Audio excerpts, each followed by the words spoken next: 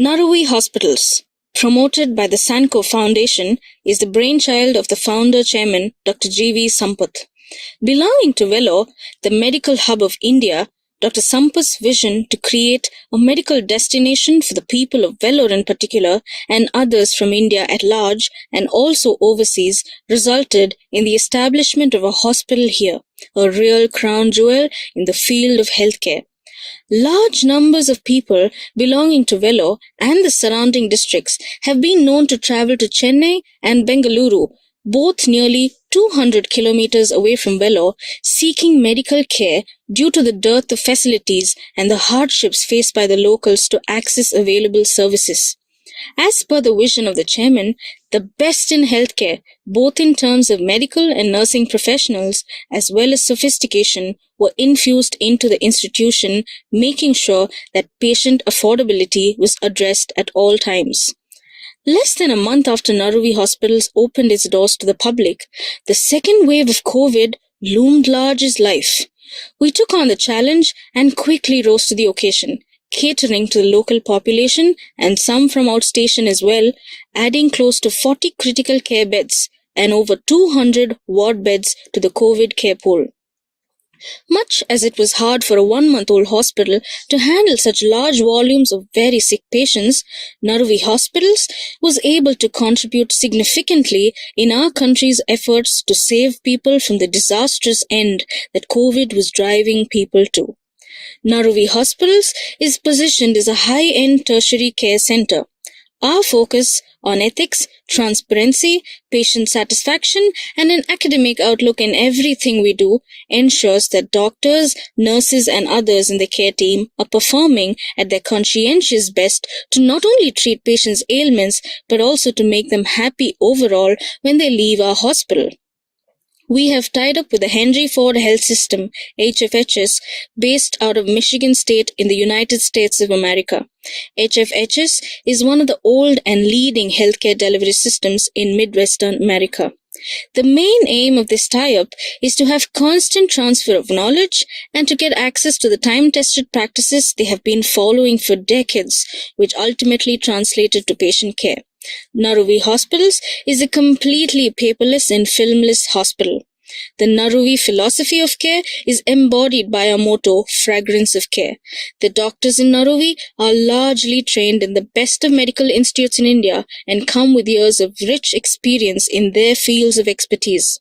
With the philosophy and its pallbearers, the medical and nursing professionals, the high-end equipment, and the building infrastructure complete the holistic picture of Fragrance of Care. The hospital is 475 bedded with a 25% critical care bed count. Naruvi Hospitals boasts of an over 5 lakh square foot building spanning 14 levels. The building is completely air conditioned, conforming to ASHRAE standards with zone-specific air conditioning to reduce cross-infection between different care areas. Our laundry is 100% barrier washed. We have a top-of-the-line sterilization department with machines with 95% water-saving machines, saving up to 300 liters of water every running hour. We have all the major medical and surgical specialties. There are 16 modular operation theaters with laminar airflow. All the equipment in the ICUs and OTs are pendant mount to avoid clutter on the floor. All the departments are equipped to the most modern standards with the best and latest equipment so as to be able to provide the best end-to-end treatment to our patients.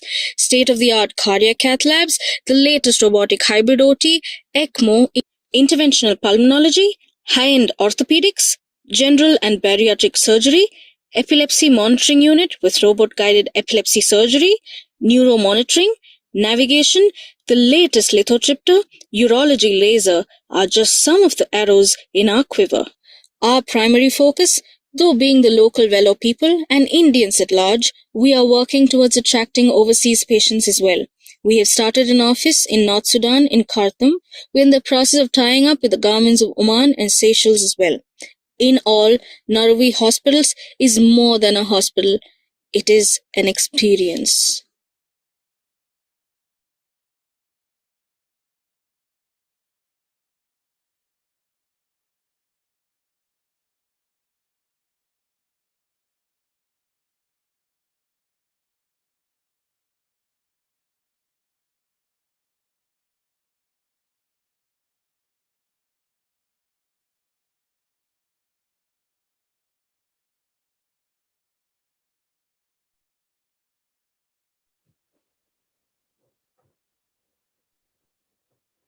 Good morning, everyone. Welcome to the Wellness series brought to you by The Hindu, presented today by Naruvi Hospitals.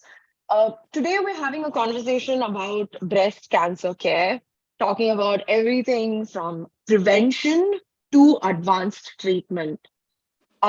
If I were to take a quick poll in the room among everyone present for today's webinar, do you know some basic facts about breast cancer?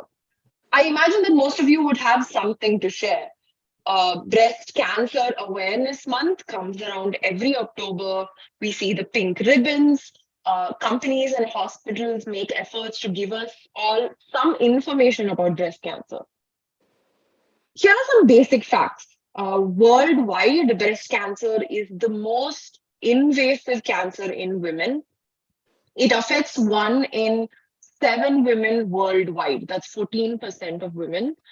It is also reported that in every 4 minutes, an Indian woman is diagnosed with breast cancer. Breast cancer is treatable, and chances of survival are high if it's detected in time.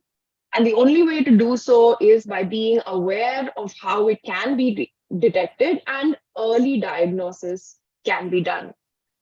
Information is great, but information is also now available so widely to us via the internet, and it's hard to know for sure what information is right and what information is useful. And that's exactly why it's important for us to hear the facts from the experts themselves. And that is our doctors, right? We have with us 3 expert doctors and oncologists. Our panel today has has had work and research experience at the best colleges and medical institutions in their field. And they have all worked at the cutting edge of cancer treatment. Dr. Akshaya Rajana is a radiation oncologist at Narayana Hospital, Bangalore. Her work and expertise is in the combined use of radiation and immunotherapy. We also have Dr. Suhail Ahmed, a surgical oncologist from MGM Cancer Institute, Chennai. Apart from his expertise in breast oncology and gynec oncology, he is also a leading voice in minimally invasive oncosurgery, keeping patient recovery as a top priority. But before we hear from them, we will first hear from Dr. Alvin Yabesh from Naruvi Hospital's Vellore. Dr. Alvin is a medical oncologist with a focus on lymphoma and molecular oncology. A top priority for Dr. Alvin is delivering compassionate and prayerful care for his patients that is also at a global standard of care. He will talk to us about detection and symptoms of breast cancer and cover a few more topics. Dr. Alvin, I will now pass it on to you. Before you could go through your points, if you could also kind of explain to us what a medical oncologist is, that would also be helpful. Over to Dr. Alvin. Thank you, Ms. Anukrupa, for this introduction.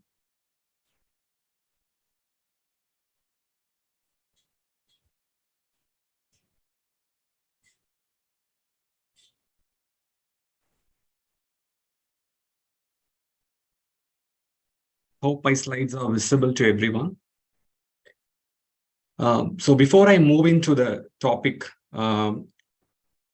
what is cancer per se? So cancer is an abnormal multiplication of cells, and by God has created us in a way that we all have a check mechanisms in our own body to prevent ourselves from developing a cancer. So when that is breached, it leads on to cancer.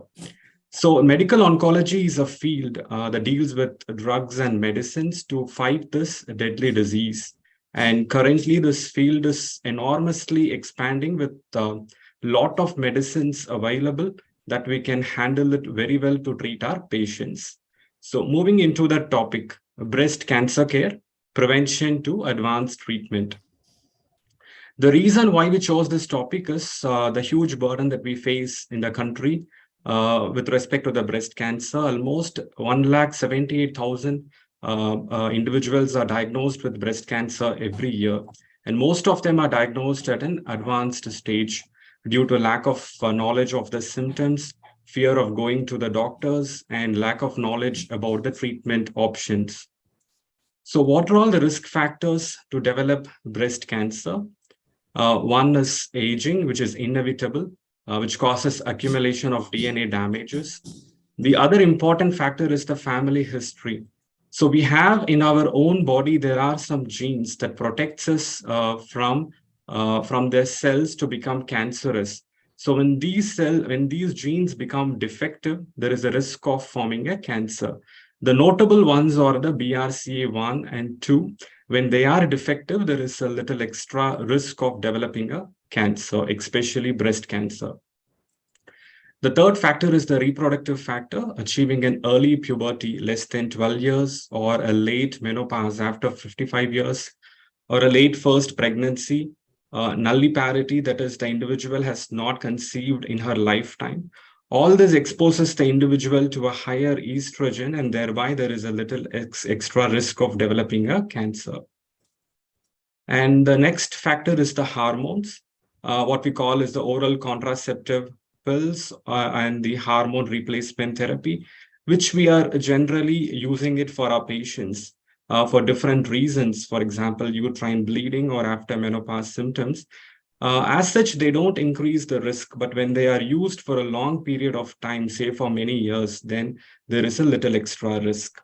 And finally is the unhealthy lifestyles, a high fatty diet or a junk food and physical inactivity. All this leads to obesity, and thereby the hormonal imbalance that we face can lead on to breast cancer. Now, how do we detect these cancers at an early stage? So screening is one modality where we diagnose these cancers even before the symptoms start. So when we see an individual and recommend a screening test, we assign them whether they are at an average risk for developing a breast cancer or at a higher risk for developing a breast cancer. So for that, we note certain important factors, whether this particular individual has got a significant family history. For example, whether they have a breast or a prostate, pancreatic cancer in the family, which are diagnosed at an earlier age, younger age, whether this individual has got any radiation treatment to his chest or her chest at a younger age, and whether this individual has got any breast lump and was known to be precancerous. And there are some software available online that can predict a lifetime risk of more than 20% for developing a breast cancer. So if any of these are present, then we call that individual at high risk for developing a breast cancer. If none are present, then we call them as an average risk individual. So what is the screening test that we recommend? It's the mammogram. Mammogram in general is an X-ray that is done for the breast. As you see in the picture, the X-rays are taken for the breast, which is placed at the breastplate at different angles. And if we can see that whether there are any lesions that are present in the breast, whether it is looking like a cancer or not. So we recommend this mammogram for an average risk individual at the age of 45 years to do every year. Whereas for a high risk individual, we recommend them to do it at an earlier age at 30 years every year, or an MR, that is the magnetic resonance mammogram, to begin at the age of 25. The reason for some individual that we use the magnetic resonance mammogram modality as a screening test, because at an younger age, the breast seem to have a lot of dense glandular tissue, which can be obscured and may not be seen clearly in the routine mammogram. So what are all the suspicious symptoms that one should be worried? One is the lump. Presence of a lump as such need not be cancerous, but it deserves attention. So any lump that is there for quite some time and enlarging in size, so that has to be attended. The next one is the bloody nipple discharge and the presence of any, when you look at the breast, if there is any different surface or a swelling or retraction that we notice on one part of the breast, presence of an inverted nipple, presence of any peeling, scaling, or flaking of skin around the nipple, and unexplained redness that is present over the breast, and presence of puckering or dimpling. That is, if you look at the breast, it looks like an orange skin. So these are all the suspicious symptoms that we have to notice for a breast cancer. What are all the tests that we normally do to diagnose the breast cancer? One is a mammogram. That is the preliminary test that we do for any individual who comes with a suspicious symptom. And if you notice that if the lesion or the spot is suspicious, then we do a biopsy. So the biopsy is generally done by taking a tissue from the suspicious lump and send it for a pathology testing. If they report it to be a cancer, then we do the other tests like scans, like CTs and PET-CT that is done to understand whether the disease has spread to different parts of the body. So moving on to the management, in early and locally advanced stages, the core treatment is surgery. The medical and the radiation treatment are called as adjuvant. So the medical treatment which we deal consists of medicines, which can be chemotherapy, which can be an antibody, which can be hormonal therapy. So what is a chemotherapy? Chemotherapy is actually a drug or a chemical that is given either in the form of injectables or oral to kill the cancer cells. These cancer cells are usually highly replicative. They have a potential to multiply fast. So these chemotherapy in general attack those highly multiplying cells. So in a attention to do that, they can even target our own cells, whichever is actively multiplying. And that's why whenever we give chemotherapy, we see patients having some vomiting sensation or diarrheas or mouth sores or hair loss. But these are all very temporary. Once the chemotherapy sessions are all over, all this recovers. And the next one is the antibody therapy. What is this antibody? These are again medicines, antibodies that are targeted against a specific protein on the cancer cell. So when you look at this image, so this is a cancer cell and you have some specific proteins on its surface. So we give in some type of breast cancer antibodies so that they attack the cancer cell, whichever is having this specific protein, thereby sparing the normal cells. As a result, the routine side effects that we encounter with chemotherapy is not seen, as well as we give a specific treatment and thereby causing a shrinkage of the tumor very well. The third modality is the hormonal treatment. Most of the breast cancers are dependent on hormones for their survival, especially the estrogen. So by giving this hormonal agents, we try to stop the signal from the estrogen to the cancer cell, thereby shrinking the tumor. So medically, when we treat and when we use medicines, we look at two important parameters, and that's where our entire treatment revolves around. One is whether the tumor is dependent on hormones for their survival, or whether they are dependent on this particular protein called HER2 for their survival, or whether the tumor is not dependent on any of these for survival. So based on these, we categorically classify them as hormone positive, HER2 positive, or a triple negative breast cancers. So moving on to early breast cancer. So surgery is the core of treatment. Then why do we give chemotherapy? So in our clinic, most of the time we end up with families asking us, despite removing the breast tumor, why then do you give chemotherapy? The reason being, the tumor cells can still escape from this primary tumor and move into the blood vessel in the circulation and can be hidden anywhere in the body, which our routine scans cannot pick up. So that is why we give chemotherapy even to kill those microscopic cells to reduce the risk of future recurrence.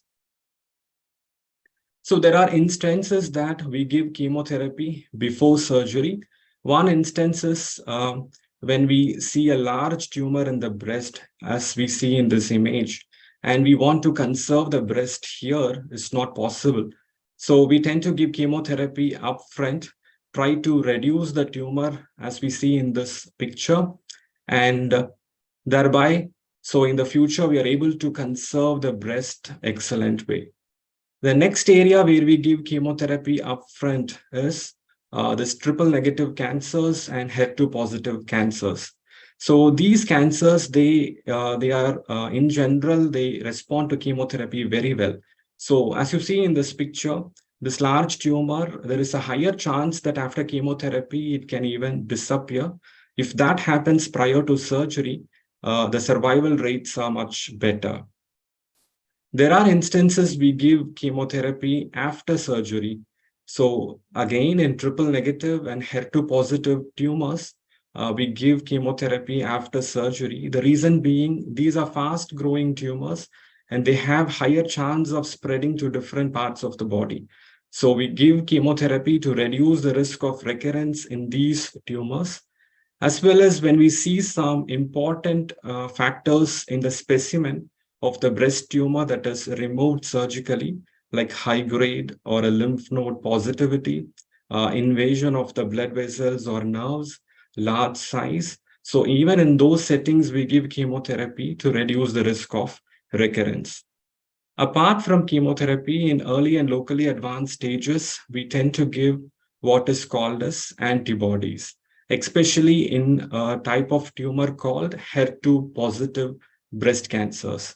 So here, as we see that the cancer cells, especially some type of breast tumor, can be dependent on this particular gene called HER2 gene. And this gene tend to produce some protein called HER2 protein on the surface of the tumor cells. So we give a specific drug called anti-HER2 drug so that they specifically bind to these proteins and kill it in a very good fashion.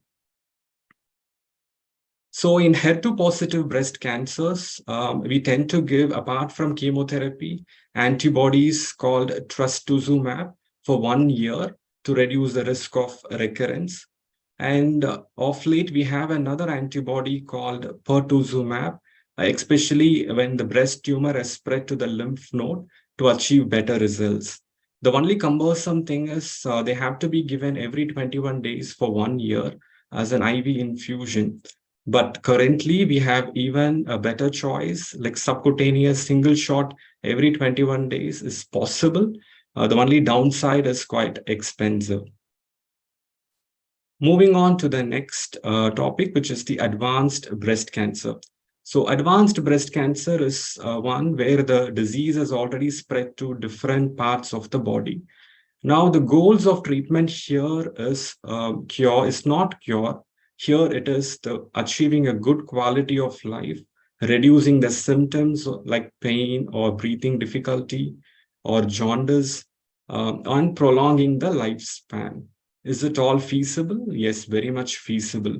So here the strategy that we follow when we see an advanced breast cancer is from diagnosis, how do we treat? So here we use, when they come to us, depending upon the type of breast tumor, we use a particular drug in the first line setting. So it may tend to produce response for some point of time. At some point, it may fail, and we may use the next drug. And even that may fail at some point, and we may have to use the third drug. So here, when you see the arrows, which is the response duration, you see that subsequently the response duration shortens. The best hit is at the first time. So the goal is hitting the right drug at the first time so that we get a sustained response for a longer period of time. Now it is very much possible. So the important aspect for us is to identify the target of that particular breast tumor. So we see that whether the tumor is hormone positive or HER2 positive or triple negative. So when we see that if it is hormone positive, we have drugs called CDK4 inhibitors. And when we have the tumor which is HER2 positive, we have medicines called anti-HER2 medicines apart from chemotherapy. To highlight is these two medicines because they have revolutionized the entire treatment for the breast cancer. By the use of these medicines now, we are able to get a good response for even more than a year. And even if the patient progresses after a year, there are multiple drugs that are present in the armamentarium that we can use to deliver a sustained response even in second and third time of treatment, thereby improving the survival. So in conclusion, early diagnosis is the key. Breast cancer in very early stage is curable.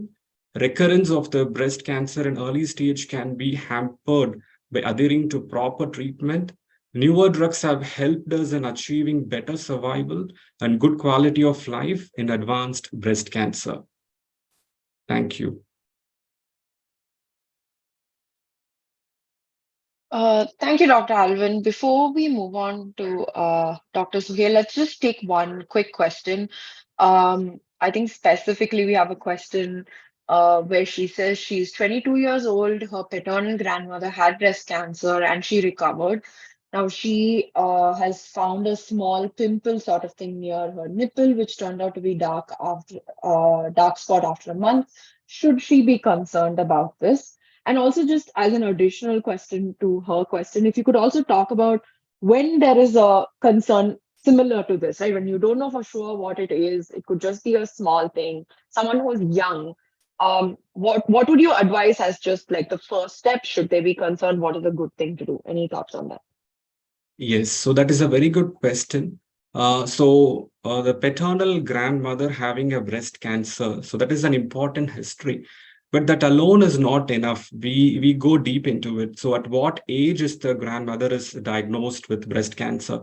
Because developing a breast cancer above 50 and 60 is not hereditary. It can still be sporadic, something like an accident, and whether any other family members have been affected by similar or any other cancer. So those histories are very important for us to say that whether this individual has got any potential to develop breast cancer for herself, one.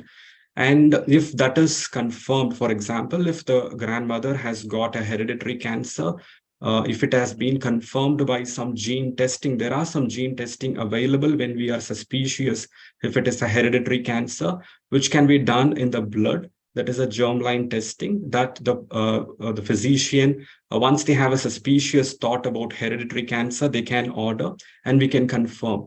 If that has been confirmed in the grandmother, we can even do the test for this individual and see whether she has been, whether she has this particular gene for herself. Then we know that the risk is little higher for her. And moving on to the symptom that she has noticed, the small pimple kind of thing in the breast, that needs attention. I think definitely she has to go to her local physician and make sure that whether it is benign or malignant. Right. So the advice is also to always get it checked out, right? That's the Exactly. safest thing to always do. All right. Thank you, Dr. Alvin. I will pass the Thank you. conversation on to Dr. Suhail, who will talk to us a little bit about surgical management of breast cancer and conservation procedures and things like that. So, Dr. Suhail, over to you.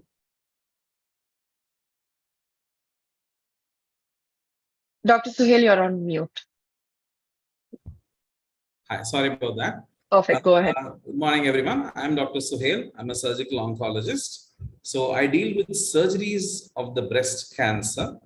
Not only do I deal with them, I also decide which patient would be a candidate for an upfront surgery, which patient would benefit from initial chemotherapy followed by surgery, as Dr. Alvin had mentioned. Okay. Before I start my lecture, I'd like to thank Naruvi Hospital and the Hindu for the wellness series, the series of webinars they've organized. I think currently with webinars being in vogue, this is the best way to spread awareness. People listening to the experts, getting their questions clarified. I think this is the way to go. This is how the future is going to be. So let me start my lecture here.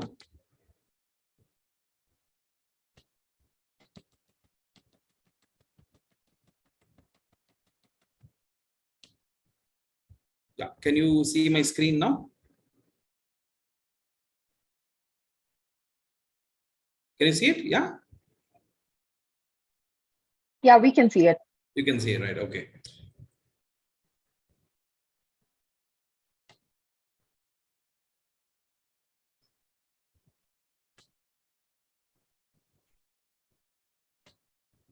a second.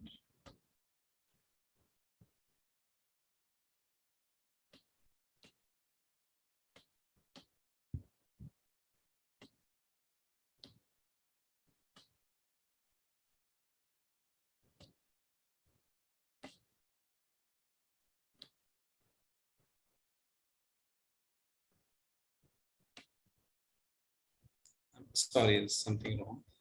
Give me a second. Yeah, can you see it now? Yes, we can So see we it. can see. Yeah. Yeah. So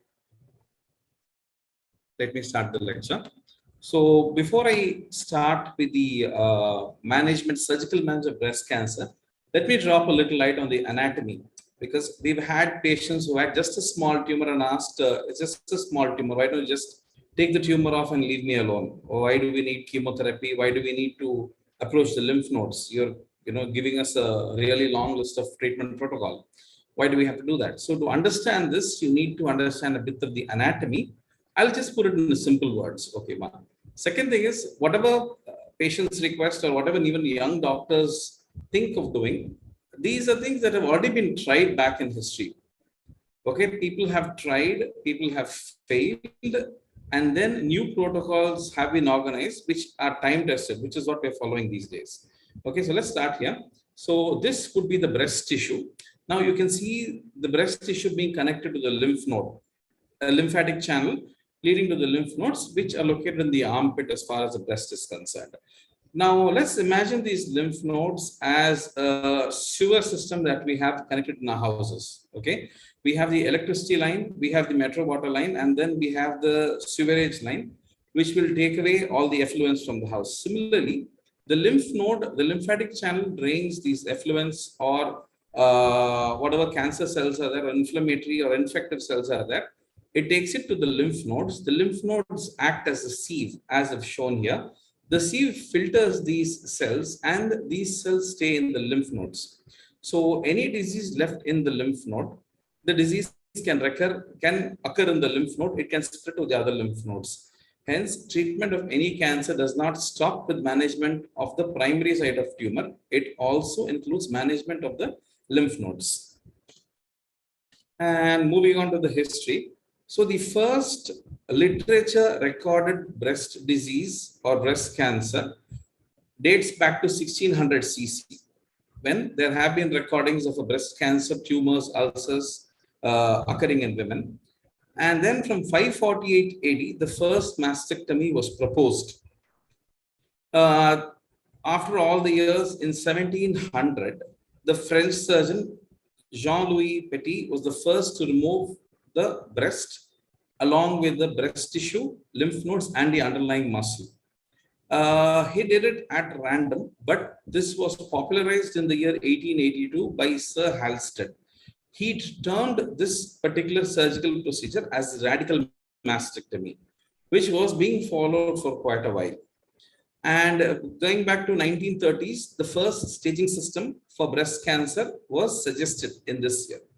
Now, these years, when people have tried different things, they have failed in a lot of situations. So that is what brought us to the next level of investigations or next level of treatment protocols as to how we would go about this.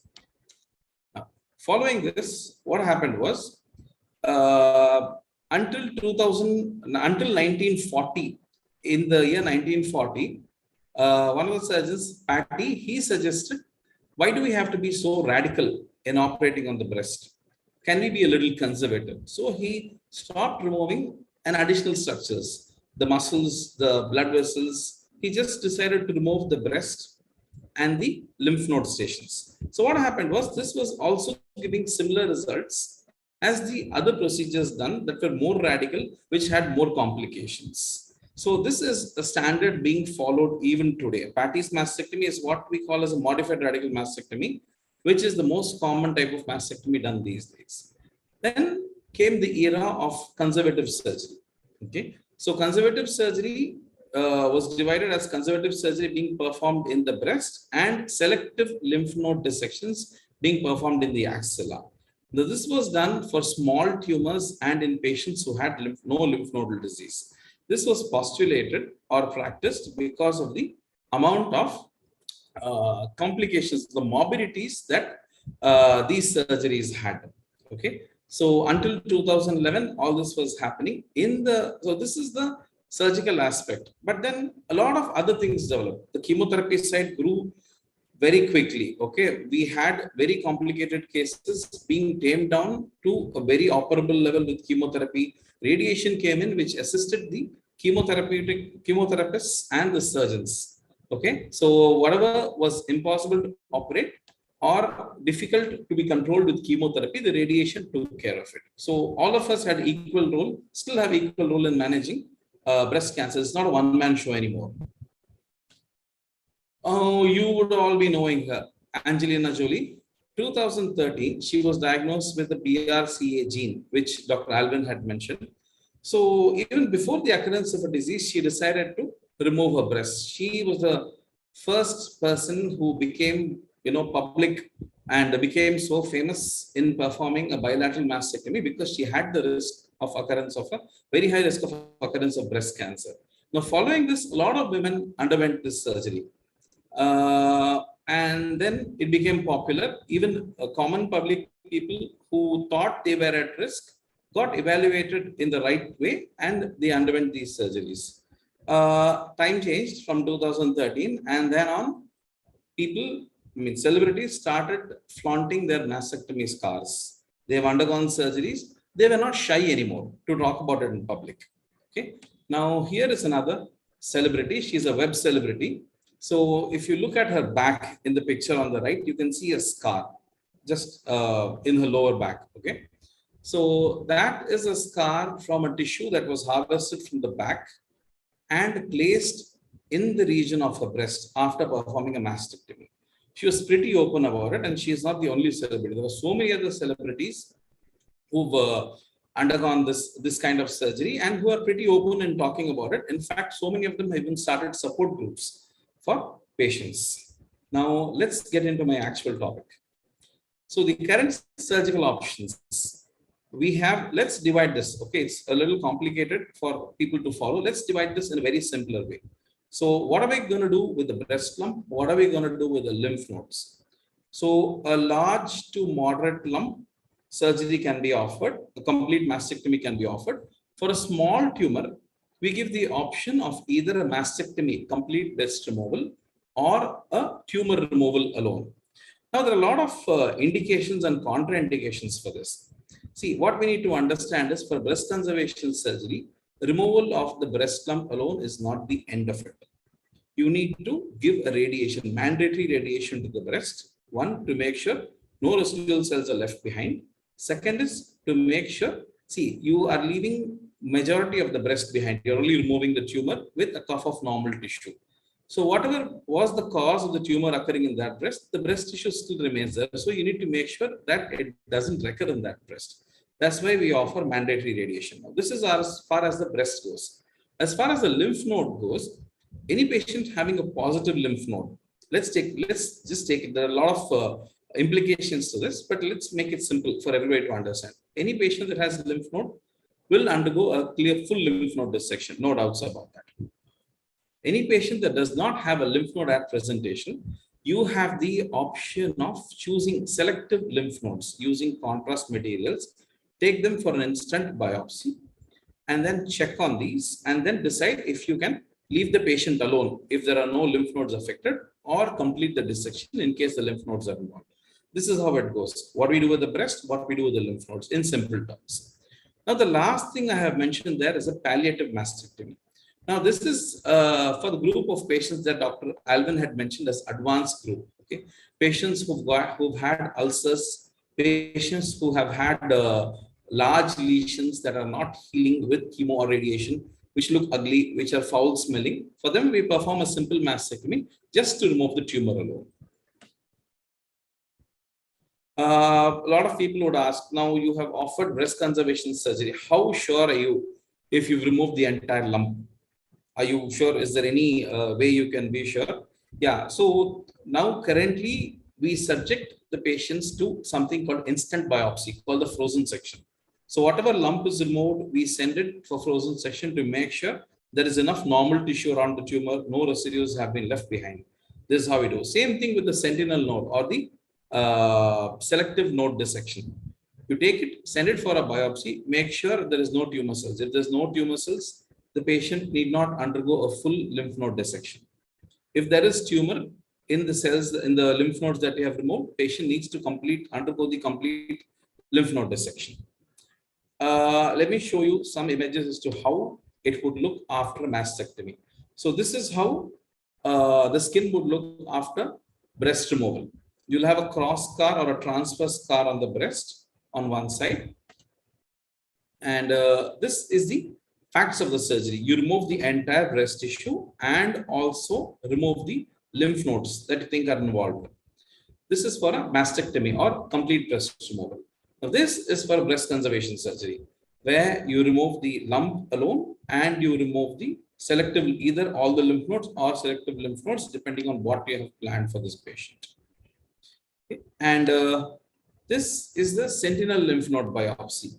So this is the procedure I had mentioned, where you choose selective nodes. So you inject this dye, select the nodes that are picked up, that have picked up the dye, send it for an instant biopsy, and then proceed with whatever needs to be done. Now, Dr. Alvin had very clearly mentioned about how to manage locally advanced and advanced breast cancers. Now, the early breast cancers in most cases comes to a surgeon initially, because most people, the patients and sometimes even the physicians are not really sure if it's a cancer swelling or not.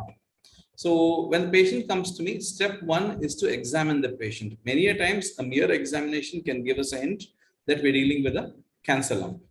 In other cases, step two, subject the patient to radiological testing. It could be an ultrasound, or in case ultrasound is not clear, do an MRI. Now, these are for young patients and high-risk patients with small lumps. In women over 40, a mammogram is a better investigation. In fact, they have scoring systems in mammogram to find out how severe or how serious the lump is. Sometimes we get the assistance of a wire or a clip when we're doing this, because in case we need to go back and operate, and if you're not able to find the lump, this clip or the wire will be a guidance for us in the operating table. You'll be surprised. Can somebody guess? Of course, it's a webinar. The smallest lesion that we have identified in the recent times is 6 millimeter lesion. In fact, the patient was diagnosed by a master health checkup. She had a 6 millimeter lesion. It was not even felt. So the radiologist assisted us by placing a wire inside. We just had to go and excise the lump. We excised the lump because the radiologist was not sure if he'll be able to access the lump just under ultrasound guidance. So we had to remove the lump for further evaluation, and it turned out to be a cancer. So this is how a biopsy is performed. Okay, a tissue testing. In suspicious lesions, we take a bit of tissue from the tumor cell, subject it to a histopathological examination, commonly called as a biopsy. Based on the report of the biopsy, we plan the further treatment. So patient has come to me, evaluation done, it is a breast cancer. So how do we decide mastectomy versus breast conservation surgery? These are the questions that patients usually have. Which is best? Which has the least recurrences? Which offers better quality of life? Now, mastectomy has been there for over a century, and it has been fine-tuned by various techniques. The breast conservation surgery has been there for about 2 decades roughly, being practiced everywhere widely now, being done very well, offering as good as a result as a mastectomy in terms of cancer clearance. Okay, so we don't need to worry about that anymore. Which is best is patient's choice. Some patients might actually upfront opt for a mastectomy.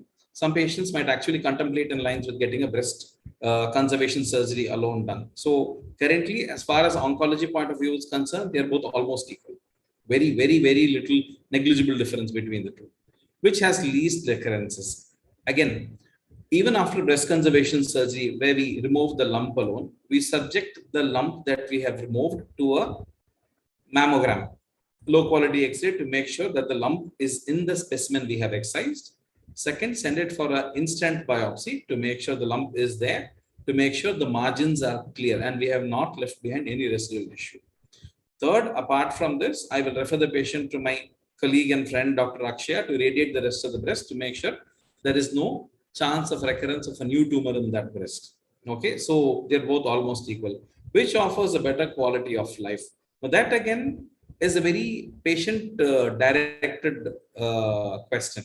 Okay, some people are happy with the breast conservation surgery, they want it. Some people are relieved after a mastectomy. They have the confidence that the tumor is gone, they are safe. So it's a very patient directed question and decision. But from a surgeon's side or from any oncologist side, they're both equally good. Don't worry. So what do we do after we do breast conservation surgery? There's a defect inside or a hole inside. How do we manage that? So for small tumors, we do something called a volume displacement technique. It's seen in the diagram here. A small part of the tumor is removed. We mobilize the surrounding tissues and close it without having any gap inside. Now, if it's a little bigger defect, like here, we've almost removed about 20% of the breast here. We rotate the surrounding tissues. Oncoplastic surgeons, most of us do it ourselves. Some of us take the help of plastic surgeons to get the contour of the breast for the best cosmetic outcome. We just rotate the surrounding tissue either from the back, as it has seen in the celebrity's picture, or from the abdomen to cover it up.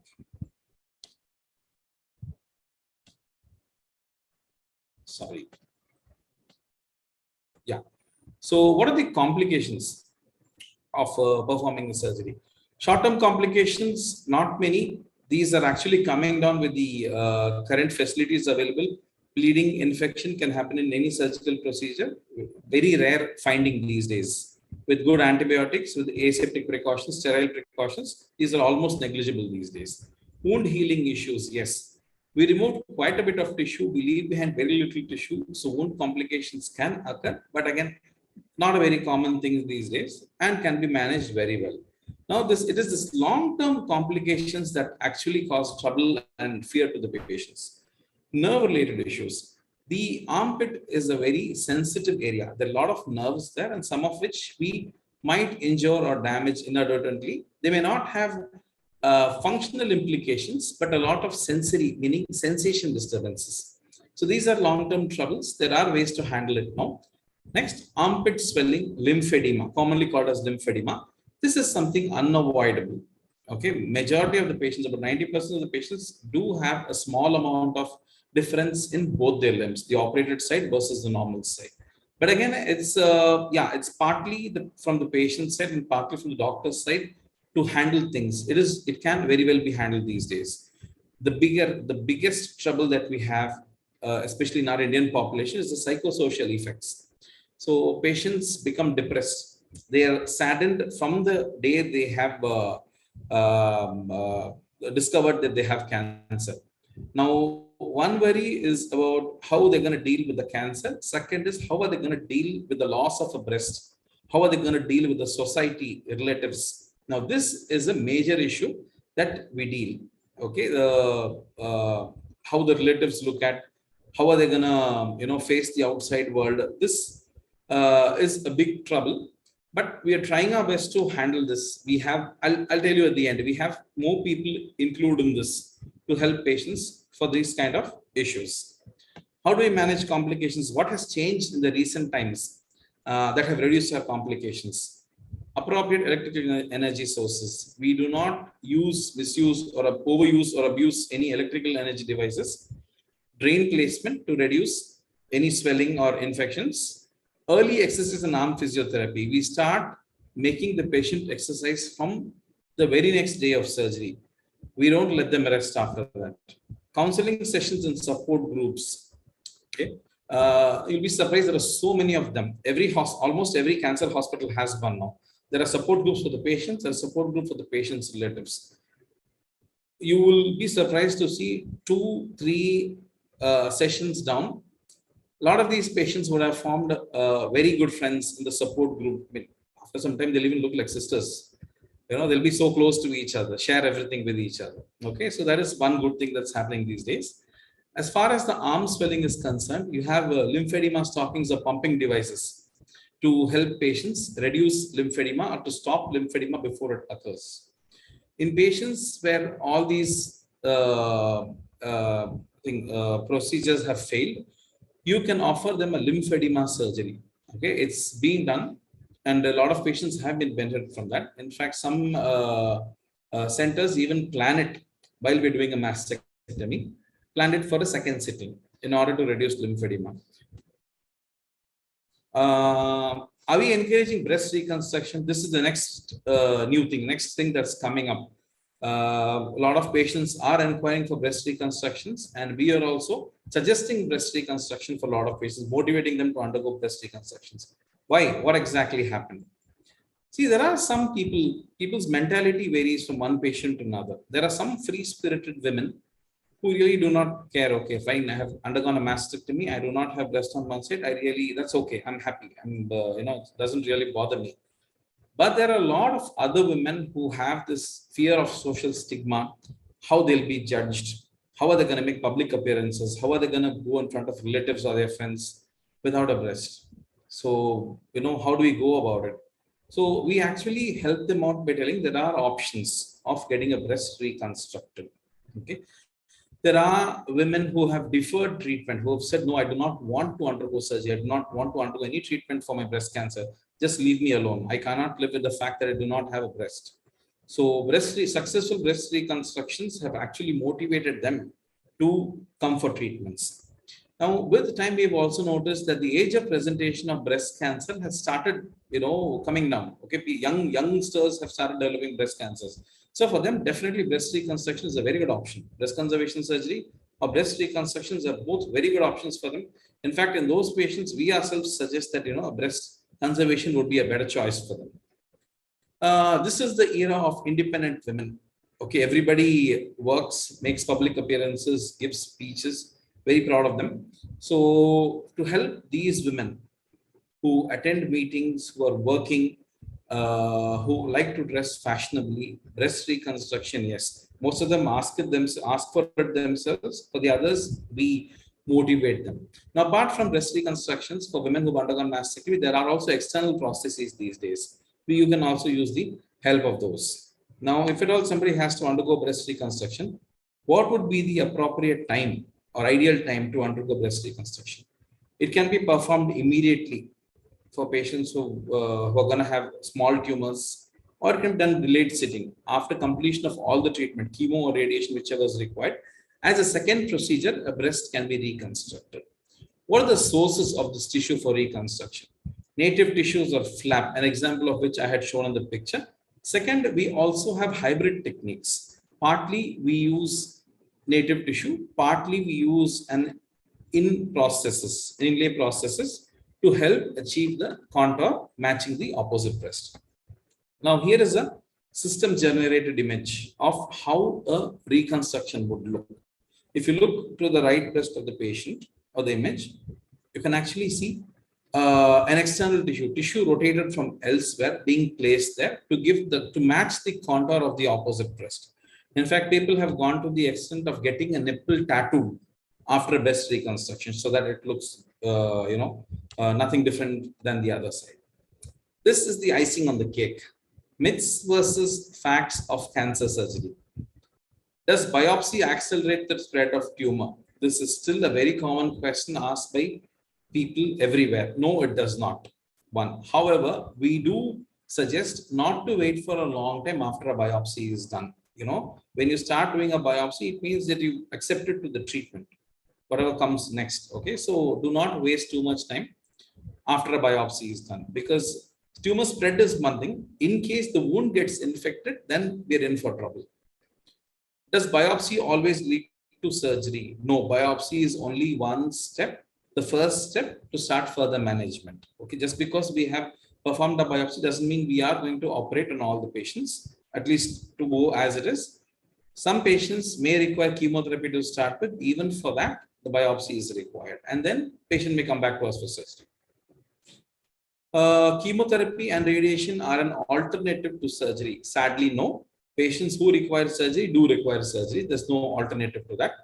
Sadly, the other way is also true. Patients who have undergone surgery do not treat chemo radiation. That again is false. It's all a part of the system. Okay, it's all a part of the protocol. Surgery, radiation, chemotherapy, they all go hand in hand.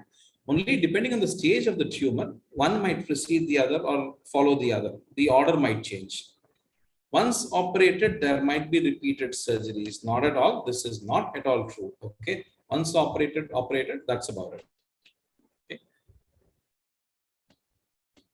Now, apart from operating on the breast, surgeons also have a role in this placement of a chemoport. A chemoport is a drug delivery system. Okay, it's a port placed inside the body of a patient through which a chemotherapy drug is administered. So for every chemotherapy cycle, you really do not need to poke a needle down the patient's vein. It causes this. Sometimes some of these drugs cause discoloration in the hands, the veins get damaged. So this is a very good way of offering chemotherapy, especially for some patients who will require long-term chemotherapy, or we predict that they may require a second cycle or second set of chemotherapy later.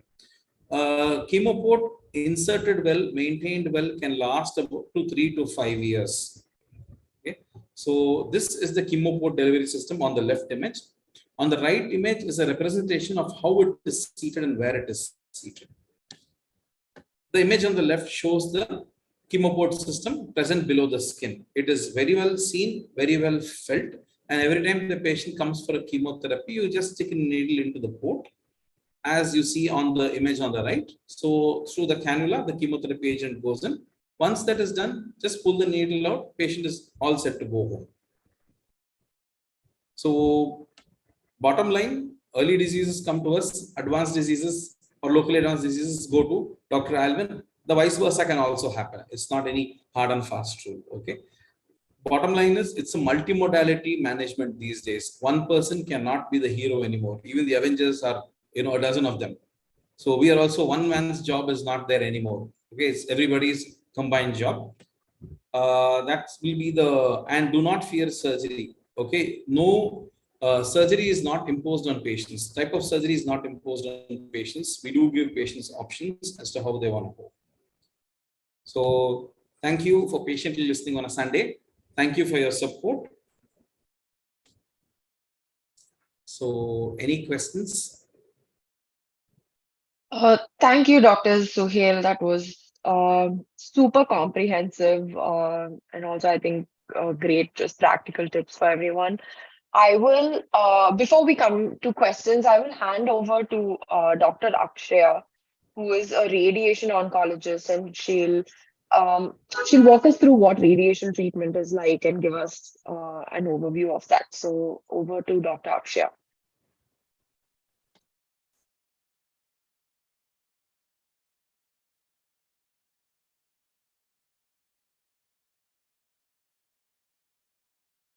So here you have to unshare your slides.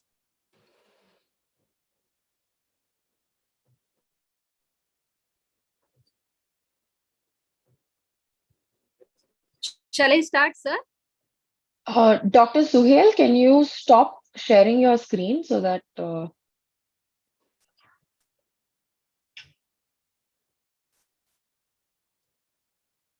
yeah, thank you. Yeah, Dr. Akshaya, you can take it away. Yeah, I'm Dr. Akshaya, radiation oncologist from Narayana Hospital, Bangalore. Today, I'm going to discuss another important modality of treatment, that radiotherapy, the role of radiation in the breast cancer. Just a second for me to share the slides. Can you all see my slides? No, Dr. Akshaya, we No, Akshaya. can't see your slides. Okay.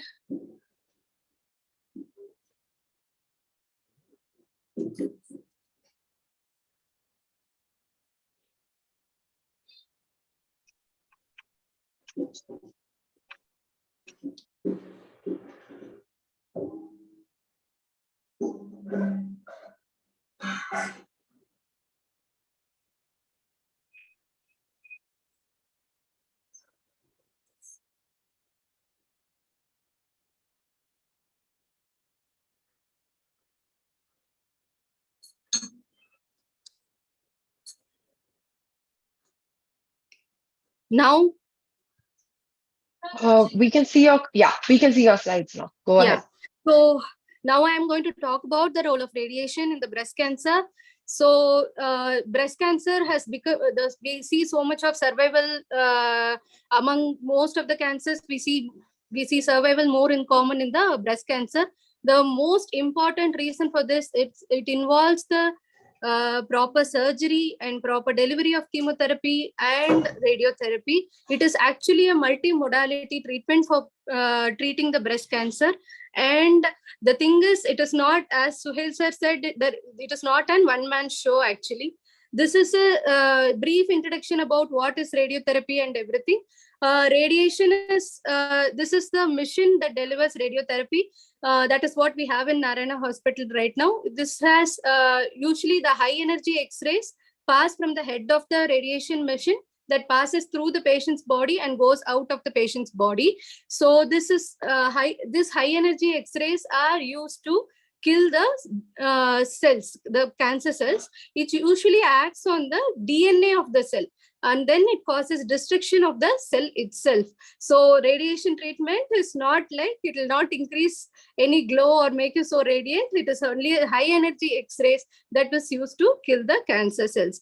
And you see this warning symbols everywhere, wherever, even in the X-ray room, CT room, near MRI room, and also in the radiation setting, thinking that this is really hazardous. Not really. It is not really hazardous because of more and more evolving techniques in radiation, and the precision of radiation has increased day by day. And so the side effects have decreased tremendously. That we are able to continue, even sometimes targeted therapy are being continued in when the patient is on radiation actually. So among the treatment of the breast cancer, this also forms an integral treatment. And the evidence, as I told you, it is not one man show. It is all the three branches like medical, surgical, and radiation together that have increased the survival rates in the breast cancer. And the concept of conservation in the breast cancer has come over because of the proper support of radiation. Because as Dr. Suhail sir said, we can still even in locally advanced patients, by giving initially chemotherapy, downsizing the tumor, and offering the breast conservation therapy with the support of radiation, because radiation will be delivered to the entire breast and also to the lumpectomy, means where the surgery tumor was present initially, be given the booster dose also there to prevent the local recurrence. And for all the locally advanced cases, that is, we say tumor size is more than 5 centimeter and any nodes that are palpable or that are positive on axilla, we definitely give radiation.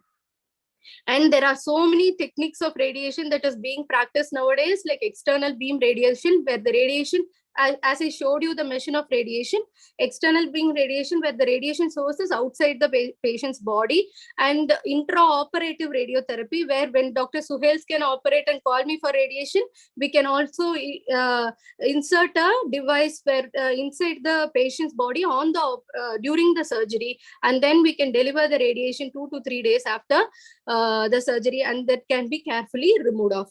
And then the brachytherapy, where the source of the radiation is present within the patient's body and the radiation is delivered. And the most higher technique that we talk about everywhere, stereotaxy, that is stereotactic radiotherapy, and that is also practiced in breast cancer. So coming to each techniques, the 3D conformal radiotherapy, everywhere this is the most commonest technique that is still used and still has good outcomes with this kind of therapy that we are doing.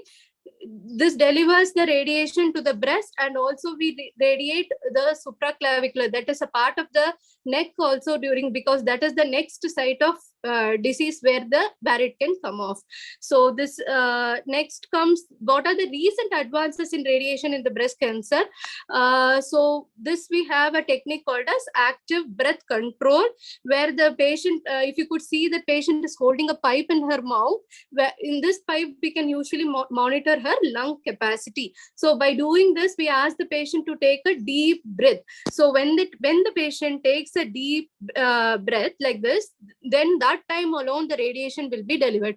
By doing this for the left-sided breast cancer, what happens is the heart moves behind and also downwards, so that the radiation beam passes when the heart is away from the chest wall. So this technique has tremendously brought down the heart dose. And since now, because of very good advances in the chemotherapy and we are in the molecular era, the survival of the breast cancer is increased so much that now we should also be more cautious in bringing out treatment without complications. Like, because since survival has also increased, these patients also tend to have late cardiac toxicities, mainly when we treat left-sided tumors. When we treat left-sided tumors, this late toxicity, cardiac toxicity can be reduced by using this particular technique. And you could see that blue line when she takes the deep breath. When you take the deep breath, the lung capacity increases and the heart is normally pulled backside, and that time the radiation is delivered. How does this dose to the heart is decreased? That is shown in this next slide. Can you see that when this is the free breathing technique, that time the radiation passes through the heart. When the patient holds the breath, the heart is moving away from the chest wall, and hence the radiation is delivered when the heart is away.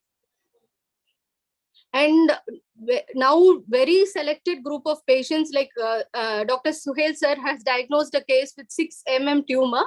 That time we give this partial breast irradiation. Instead of radiating the entire breast and bringing into the breast fibrosis and everything, only to that operated site, as I told you, intraoperative radiotherapy.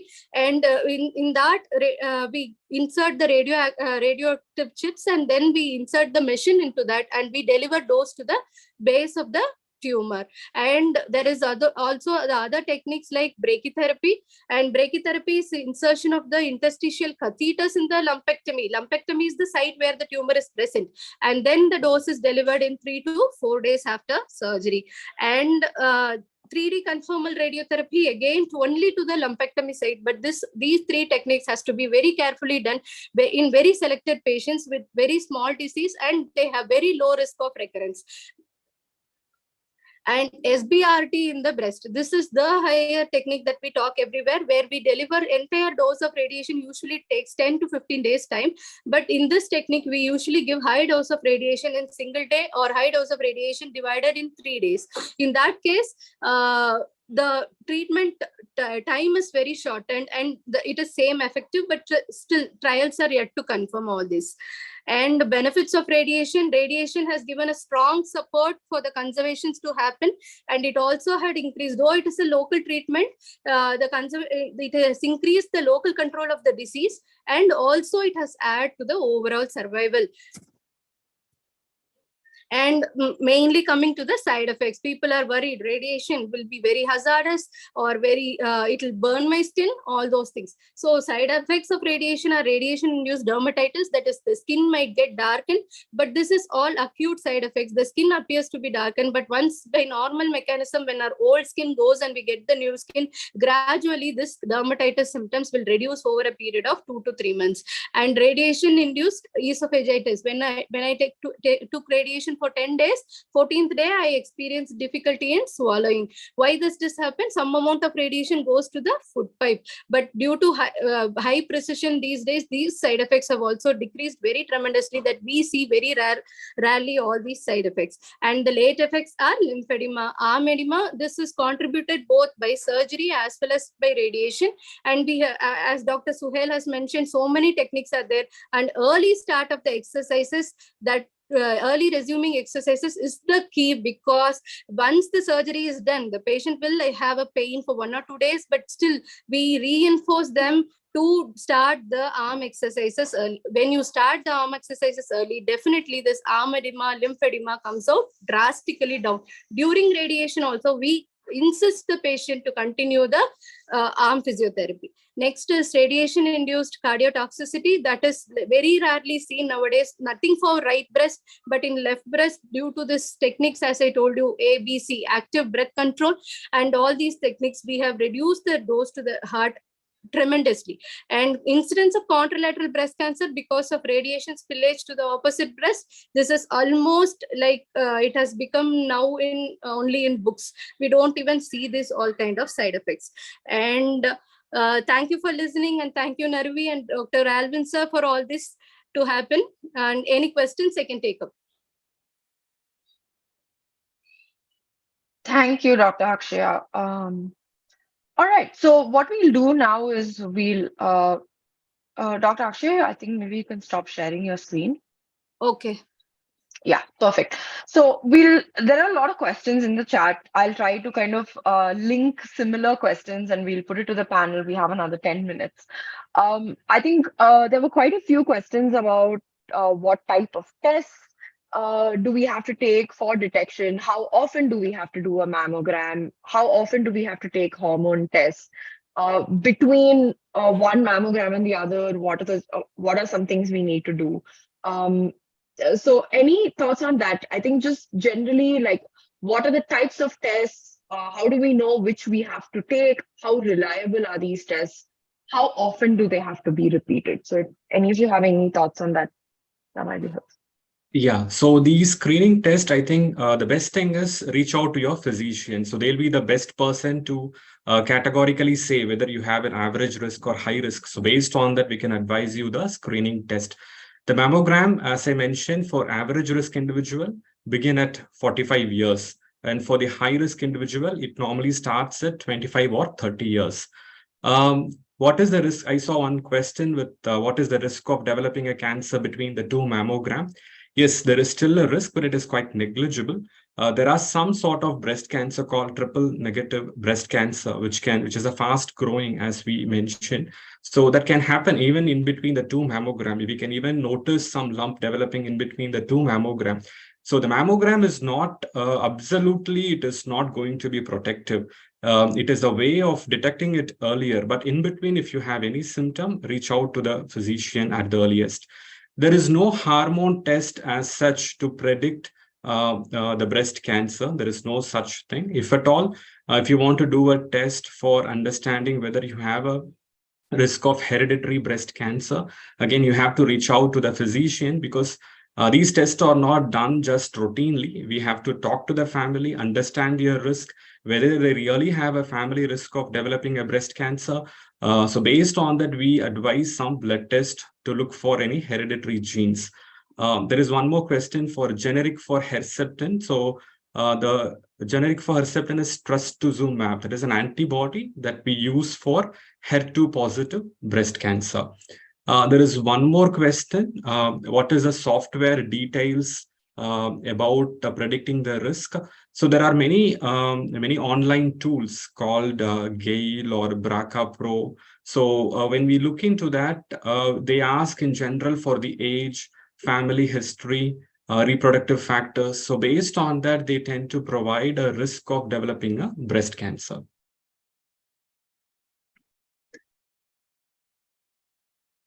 Any additional thoughts from Dr. Suhail or Dr. Akshaya on that? I had seen a question like, what is the difference between the PET-CT and radiotherapy? PET-CT is a nuclear medicine test that is done to diagnose the cancer cells. I mean, diagnose the cancer in the whole body. That is, wherever the uptake is present in the body, it is usually seen in that scan. This is not a treatment. It is a diagnostic tool and also an evaluation tool. When we do this test and we give chemotherapy and we see the response, also we assess it through PET-CT. Radiotherapy is a treatment that is given to destroy the cancer cells that are present over the operated site, and where we think the next site of node where it usually comes. This is the main difference between radiotherapy and PET-CT. Thank you. I think that was an important distinction to make for the audience, right? That some things are diagnostic and the other things are treatments, right? So thank you for making that differentiation for us. And before I move on to the next question, I just want to reiterate something that Dr. Alvin said at the beginning of the of his answer, which is that the best thing to do is to go and talk to a physician, right? There's a lot of information, and we can use that to kind of self-diagnose and understand, but that's not really what is recommended. The safest, the wisest thing to do in any of those situations is to go and talk to the doctor. So thank you. There were a few more questions about chemotherapy. There was one question about, can chemotherapy affect brain cells? There was another one about what kind of food supplements. So just any general thoughts on what to expect with chemotherapy. There is an anxiety about pain, things like that. So would a couple of you like to address that? Dr. Suhail, would you want to do that first, and then maybe one of the other doctors can?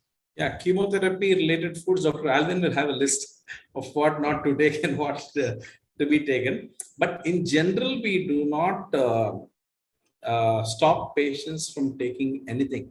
What we tell them is, see, a lot of chemotherapy agents, they're going to have systemic effects. Patients are going to have some amount of gastritis.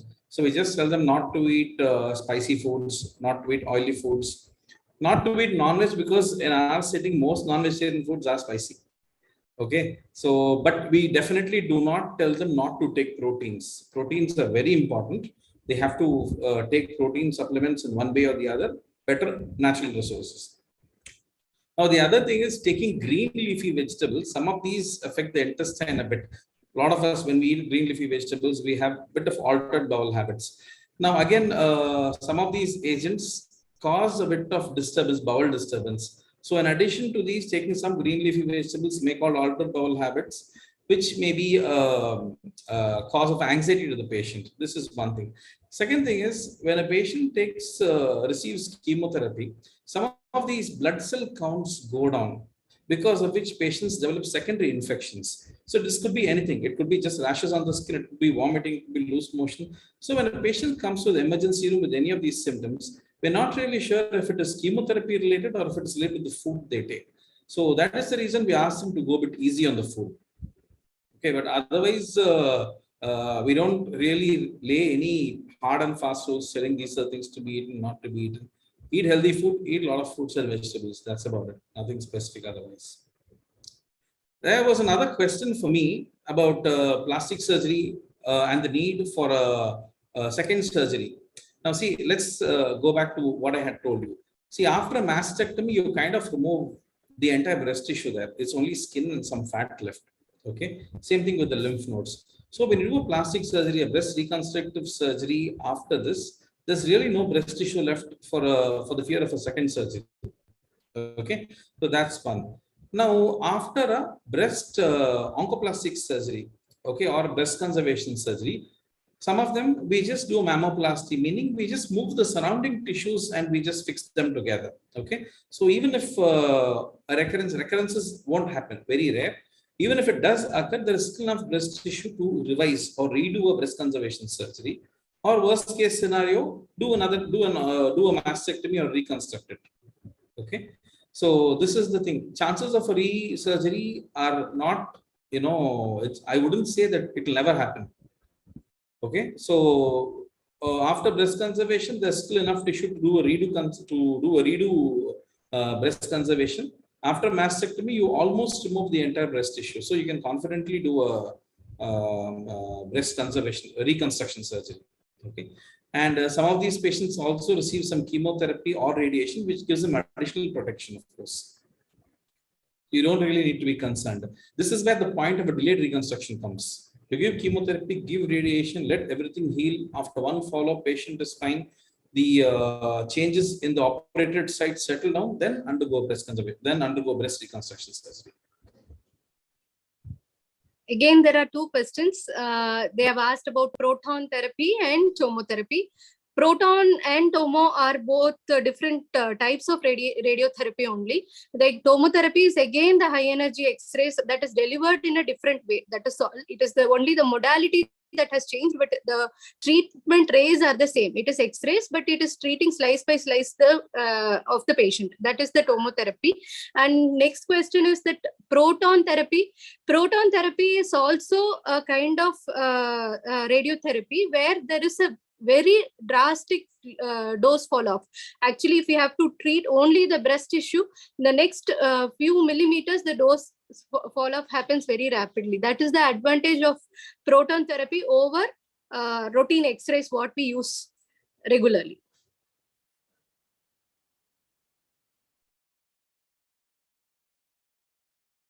All right, thank you. Any other questions that any of you would like to take from the chat? There was a question about chemotherapy port. Dr. Suhail, do you want to take that about the maintenance and? Oh, you're on mute. Sorry. Yeah.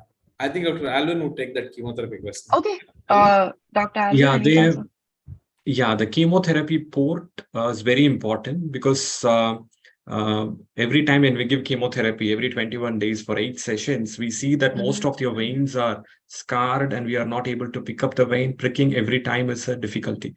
So we recommend and we encourage them for a chemo port insertion. Most of the time it is safe, yes, but no procedure is without any risk. There is still a bit of risk of infection, clot formation, but these are all very well manageable.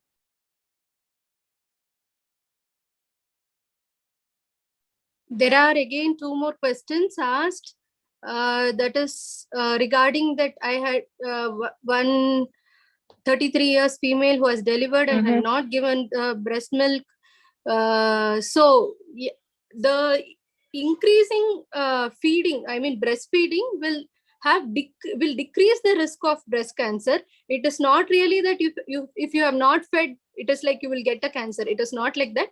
Anyways, after 33 years, as Dr. Anvin sir has advised, like after 40 years, we recommend screening, but this alone will not contribute for you to develop a cancer. So it is not a concern. And the thing is, I am doing an underarm vaccine that is done once in 6 months. Will that cause no proven that has no proven factor that it will also contribute to breast cancer? Yes, Dr. Alvin, will you agree, sir? Yes, sir. Yes, Dr. Akshay, definitely. Okay. All right, thank you. Go ahead, Dr. Alvin. I have a question from a surgical oncologist. Sir says he's got a patient with a 1 centimeter mass localized with an axillary node seen on ultrasound and mammogram. Somehow he has managed to do, I think he has done a core biopsy and he has sent the specimen for histopathology and for a receptor status. So that's the right way to go about it. Wait for the histopathology report for confirmation, wait for the receptor status, see what category or what classification of breast cancer the patient falls into, and then take a call. Now you said it's a small tumor, but there are axillary nodes, in which case, if possible, when you're planning for a surgery, please add on a sentinel lymph node biopsy if facilities are available. That will be the right way to go about it. Thank you. So maybe we'll just take one last question. Someone had posted a link. I think NHS seems to have a breast cancer prediction tool. And they want to know how good are these tools for prediction. I think you might reiterate some points that you've already mentioned, but it would be good for us to hear them again. Any thoughts on tools like that? Yeah, so tool as such, it's good that the patient themselves can access it, but all tools have to be interpreted very carefully, very cautiously. So we always recommend that, again, reach out to the physician. So physician guided tool assessment is always better rather than patient or individual themselves assessing their risk that can lead on to unnecessary anxiety. I would also like to throw a point on this. Yeah, so these NHS tools are, very famous. There are a lot of questions about patients asking us, there are tools there. Why don't we have any tools in India? Does it really make a difference? Yes, it does make a difference. Okay.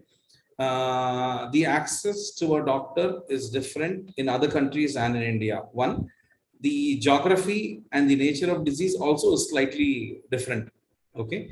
The follow protocols in India, I mean, we are trying to follow global standards, but it's a little different. You understand? I hope you understand. Okay. So prediction tools, yes, but as Dr. Alvin said, please meet a doctor. There is nothing that can beat a clinical examination.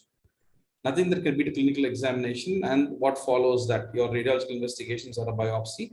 You cannot wait on a prediction tool and sit with the lump inside for months together. Not a good thing.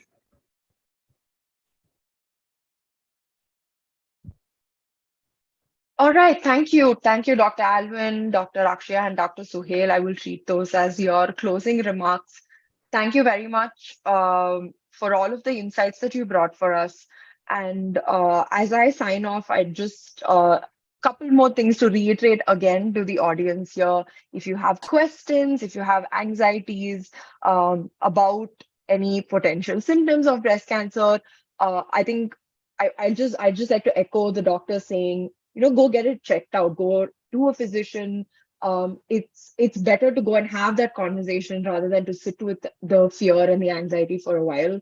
And for anyone in the audience who is currently dealing with breast cancer or has family dealing with breast cancer, we understand that it is a difficult time for you, and we truly hope that you will get all of the support and care that you deserve, both just physical treatment care, but also emotional support that you will need from your medical practitioners. So thank you everyone for being part of this webinar. This has been the wellness series from the Hindu, presented by Naruvi Hospitals. Thank you for joining us today. Thank you to our panelists. We will see you at the next webinar. Thank you. Thank you, everyone. Thank you, Alvin. Thank you, Ms. Anu. Thank you. Thank you, everyone.